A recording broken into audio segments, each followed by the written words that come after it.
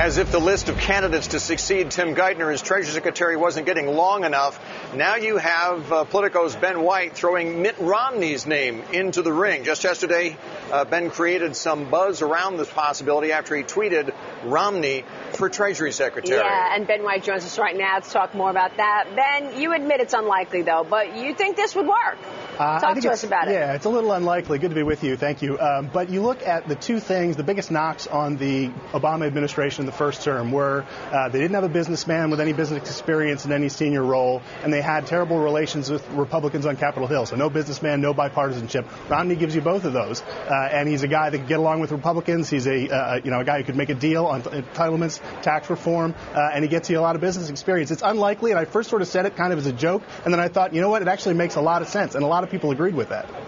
Well, I mean, certainly the president wants to reach across the aisle, once in a while and have a Republican do that. Usually businessman goes to Commerce Secretary, though. Don't you agree? Yeah, often. But Commerce is not it's kind of a backwater agency. And if you want somebody who has a really, powerful role, and in this next term, the big thing is going to be the big tax reform deal and the big entitlement reform deal. He's going to need Republican support in the House of Representatives. He's going to need a dialogue where people have somebody, a trusted partner they can deal with. Mitt Romney gives you a lot of that, and he's got great experience in private equity doing deals. He needs to do a big deal here.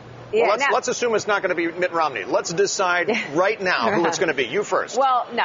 For a while, I thought it was going to be Larry Fink. I no longer think that. I'm told, my sources tell me it's not going to be Larry Fink, and he was told so. I don't know about that, but that's what my sources say. And my sources say that it's probably going to be Jack Lew. So what do you think about Jack Lew, the former chief of staff? That's my pick. That was your pick all along, actually. So what does that do in terms of the perception of the Treasury, and do you think that he is going to be an individual then who will be a positive liaison for business and sort of take away this antagonistic perception? Well, that's the big question. And Jack Lew is obviously the favorite, and I think he probably does wind up getting it. Everybody likes him. He's very smart, good technocrat. He's got good relationships on the Hill. He'd be fine, I think. In terms of he'd be perfect for a second. He's perfect for a second term, right?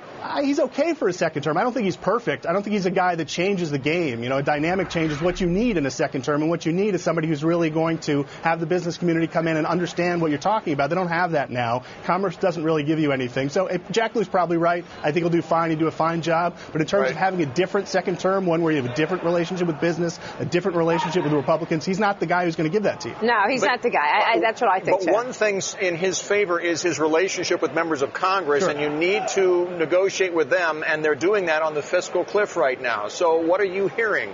Are we making progress or not? All of this public posturing notwithstanding. Oh, I think we're definitely making progress. I think your previous guests who talked about the kabuki dance of this process were right. I think Maria's also right that it's a little too late in the game for first salvos, but that's what these are, and that's how these processes always go. They go to the 11th hour. They will this time. But there is the possibility for a deal around $1 trillion in increased revenues, $1 trillion in spending cuts. How you get exactly to the revenue remains to be seen. There will be some marginal rate increases, but we're going to get a deal. We might get a House vote where it fails and you have a TARP moment and the stock market tanks, but then they'll get a good deal before Christmas and we'll all be fine.